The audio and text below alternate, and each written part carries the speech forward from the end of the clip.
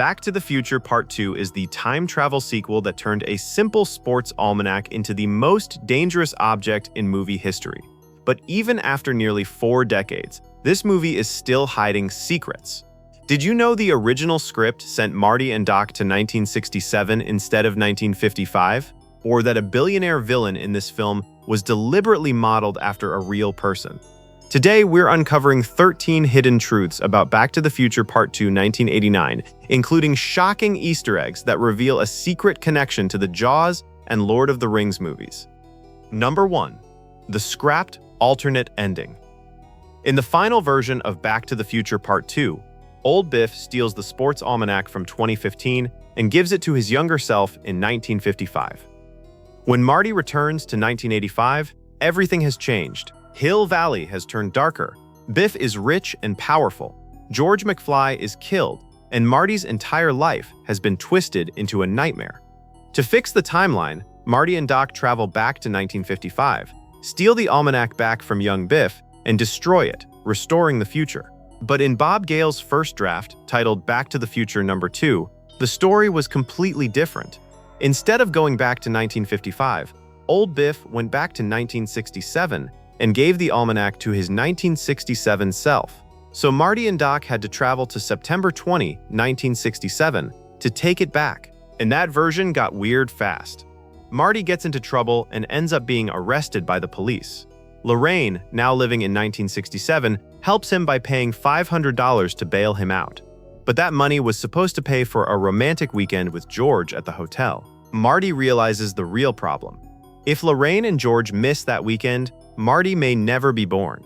So the story brings back the same kind of nightmare from the first film, Marty accidentally putting his own existence at risk. By the end, Marty manages to help Lorraine and George get their romantic trip back on track, and he also gets the almanac away from Biff.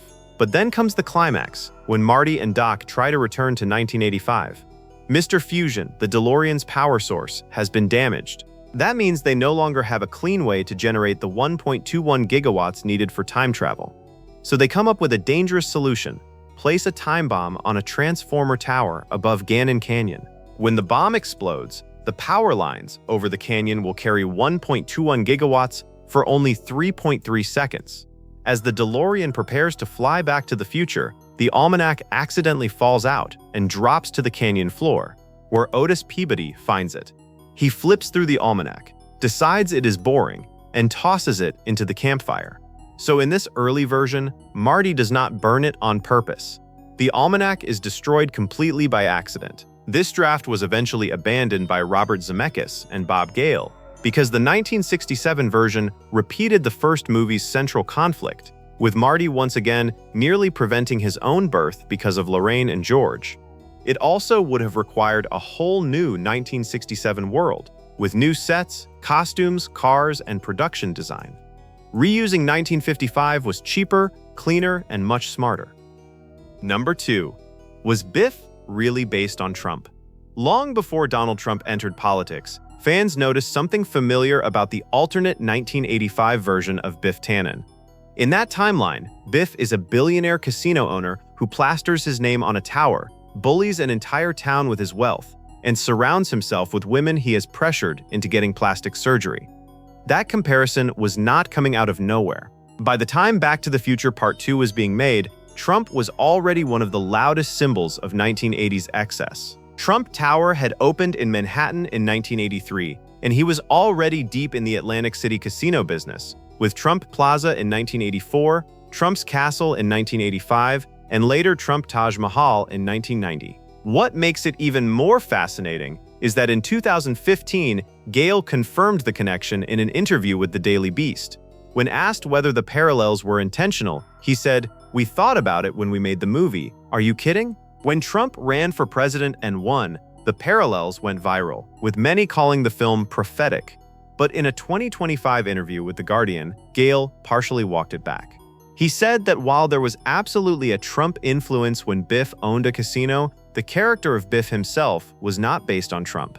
Everybody has a bully in their life, and that's who Biff was. There's nothing that resembles Donald Trump in Biff in Part 1. So Biff was not born from Trump, but in Part 2, Trump definitely became part of what made billionaire Biff feel so familiar. Number 3. Why 2015 didn't change immediately? One of the most debated questions about the film is an apparent plot hole. When old Biff travels back to 1955 and hands the sports almanac to his younger self, he creates a new dystopian timeline. But when he returns the DeLorean to 2015, everything still looks normal. So why didn't 2015 change the moment the past was altered? Fans have developed a theory that in the Back to the Future universe, changes to the timeline do not take effect instantly. Instead, they spread gradually, like a ripple moving through time. The first film supports this idea. When Marty accidentally prevents his parents from meeting, his siblings do not vanish from the photograph all at once. They fade slowly, one by one. There is also a deleted scene showing old Biff disappearing after he returns to 2015. Fans see this as evidence that the wave of change finally caught up to him, causing him to vanish because his own timeline had been altered. This theory also explains why Doc and Marty are able to leave an apparently normal 2015 and arrive in a 1985 that has already been destroyed by Biff. The wave of change simply had not reached them yet. So do you agree with this theory? Or do you think there is another explanation for why 2015 stayed normal long enough for Doc and Marty to escape? Number 4. The future they actually got right. When Gale and Zemeckis were creating the film's version of 2015 in the late 1980s, they mostly took inspiration from the technology and cultural trends around them, then pushed those ideas to a ridiculous extreme. But somehow, several of the film's imagined 2015 technologies turned out to be remarkably accurate. Older Marty joins a video call with his boss, which now looks a lot like Zoom, Skype, FaceTime, or Google Meet. But the film was released in 1989, decades before video calls became a normal part of everyday life. Another example is Jennifer unlocking the McFly home with a fingerprint scanner, which now feels similar to Touch ID on the iPhone or modern fingerprint door locks. Multiple drones also hover through the 2015 sky, including one walking a dog and another used by USA Today for news coverage. The McFly home features a large flat-panel television, and characters carry handheld devices that look strikingly similar to iPads. What makes all of this more impressive is that none of it was supposed to be a serious forecast. Zemeckis and Gale have both said they were not trying to predict the future. Gale put it plainly: most of the predictions, including the one about the Cubs, were intended to be jokes. Number 5. The secret hidden on Doc's shirt. Throughout most of Back to the Future Part 2, Doc Brown wears a bright, flamboyant Hawaiian shirt. Most viewers never think twice about it, but if you pause and look closely at the pattern, it tells you exactly where the story is headed. The shirt depicts men on horseback chasing a locomotive through an Old West landscape. That is a direct preview of the climax of Part 3, where Doc and Marty chase down a train on horseback to push the DeLorean to 88 miles per hour. Since Parts 2 and 3 were filmed back-to-back, this wasn't an accident. Director Robert Zemeckis and Gale planted it deliberately, hiding the ending of the next film in plain sight on Doc's chest for the entire runtime. Number 6. The 9/11 theory no one expected. A viral YouTube video with over 4 million views claims that the Back to the Future trilogy contains encoded predictions of the 9/11 attacks. The video points to several alleged connections. The name Twin Pines Mall contains the word twin, supposedly referencing the Twin Towers.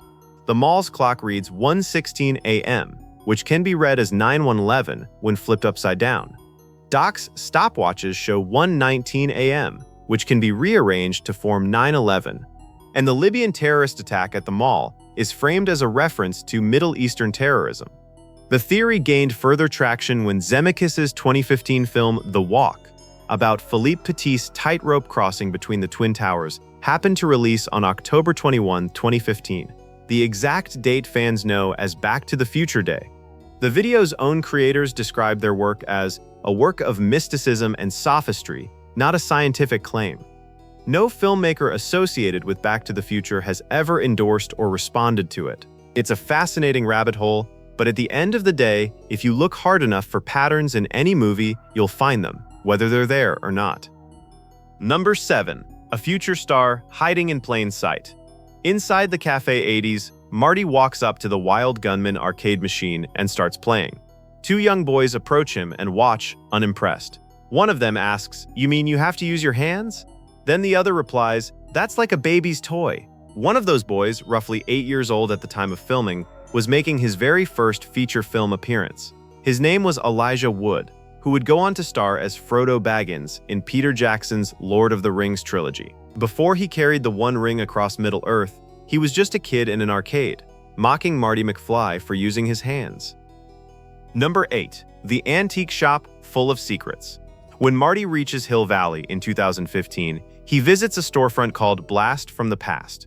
It becomes important because this is where Marty finds and buys the Gray's Sports Almanac. But before that plot kicks in, the shop window is already packed with references most viewers miss entirely.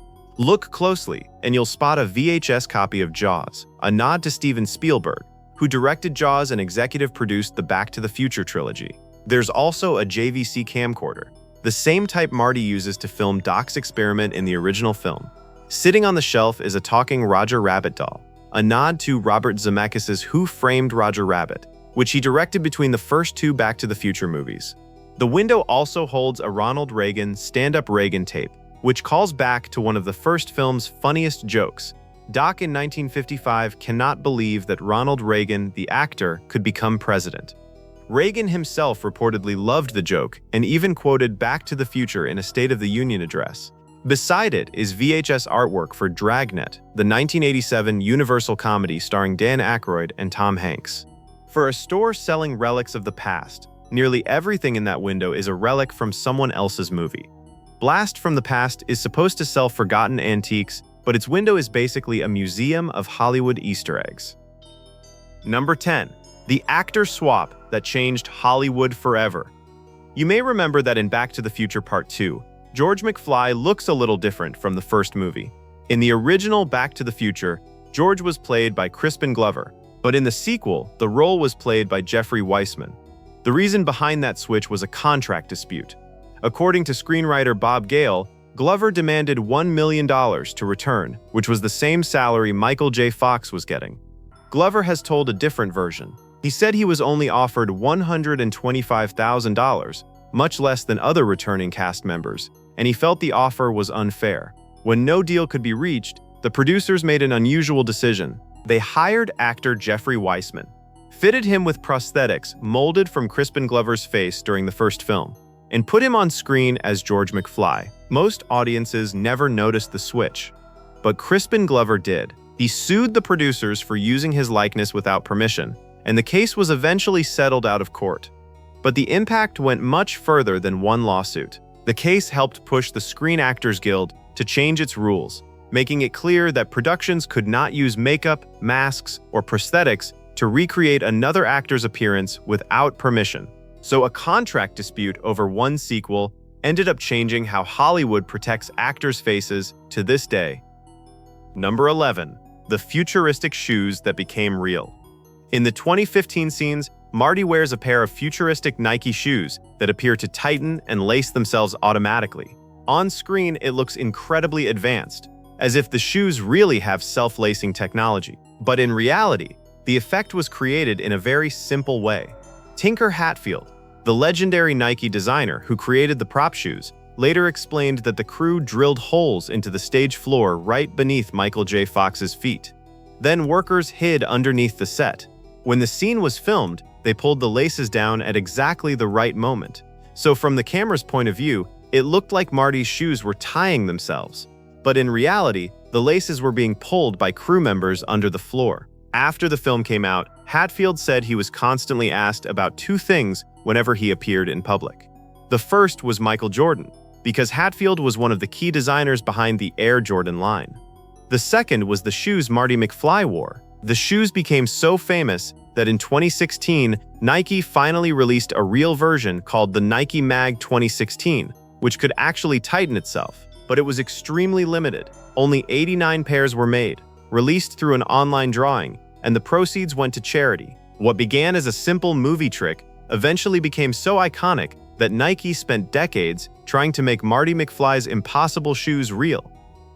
Number 12. Spielberg's fake shark sequel.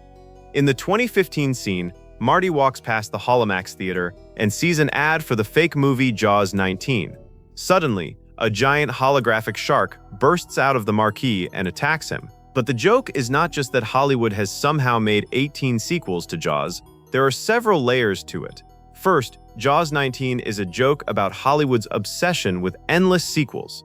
It is basically saying that in the future, a franchise can be milked all the way to its 19th movie. Then, if you look at the theater sign, the movie is credited to Max Spielberg, the real-life son of Steven Spielberg. Since Steven Spielberg was an executive producer on Back to the Future, this feels like a little family inside joke hiding in plain sight. And when Marty grumbles, "Shark still looks fake," the film turns the joke back toward the original Jaws, where Spielberg famously struggled with a mechanical shark that often failed on set. So in one small background gag, Back to the Future Part 2 manages to mock Hollywood sequels, salute Steven Spielberg, and make fun of one of the most legendary production headaches in movie history. Number 13. The hoax everyone thought was real. In a behind-the-scenes featurette for Back to the Future Part 2, director Robert Zemeckis made a joke with a completely straight face. He said hoverboards were actually real. According to him, hoverboards had existed for years, but they were never released to the public because parent groups complained they were too dangerous. Then he added, "We got our hands on some and put them in the movie, but of course it was just a joke, a deliberate hoax." The problem was that a lot of people believed him, especially children. After that, toy stores and Mattel, the toy company whose name appears on the hoverboard in the movie, were flooded with phone calls from people asking where they could buy a real hoverboard. Thomas F. Wilson, who played Biff, has also said that fans still ask him whether hoverboards are real. It happens so often that he eventually turned it into his satirical question song, where he lists all the same fan questions he has heard again and again. What started as a throwaway gag became one of the most enduring pieces of movie misinformation in pop culture history. Back to the Future Part 2 is not just a movie about traveling through time. It is a warning about what happens when power falls into the wrong hands, and a reminder that the future is never written in stone. If you could go back and change one moment in your own past, would you risk it, knowing the ripple it might create? Drop your answer in the comments, and if this video surprised you, hit like and subscribe so you never miss the next one.